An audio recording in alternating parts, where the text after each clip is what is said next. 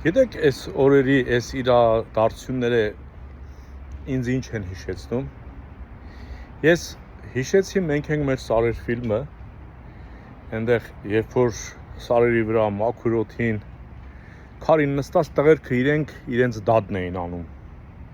Դատավորն իրենցն էր, մեղադրյալը իրենցն էր, մեղավորը իրենցն էր,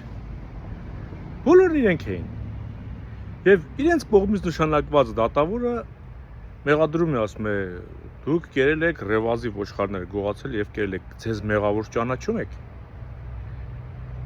Իսկ մեղադրյալն ասում է, մենք մեր ռևազի ոչխարներն ենք կերել, ձեր ռևազին չենք կերել։ Նա էլ ասում է, թե դուք բռնվել եք ձեր ռևազի ոչխարների գողության վրա։ Եւ այս ֆիլմը իրական պատմության հիման վրա է եւ այդ 4 հոգին, ովքեր այդ ոչխարի գինը վճարել էին, կերել էին, բայց վճարել էին, այդ 4 հոգին դատվեցին։ Երկուսը կարծեմ 8 տարի, երկուսը 9 տարի։ Խորհրդամիությունը դաժան կատակներ անում էր։ Ասենք որ Պուտինն էլ է անում դաժան կատակներ, բայց այնուամենայնիվ դատավորն է իրենցը, մեղադրյալներ, մի Ծառուկյանից 4% են գողացել, իրենց Ծառուկյանը գողացել են, ուրիշ տեղ չի գնացել, էլի իրենց է մնացել։ Հասկանում եք, շատ սրտների թող դարդ չլինի։ Դուք մտածեք Պակիստանից ոնց ենք բրցնելու։ Թուրքերը քիչ էին, հիմա էլ Պակիստան։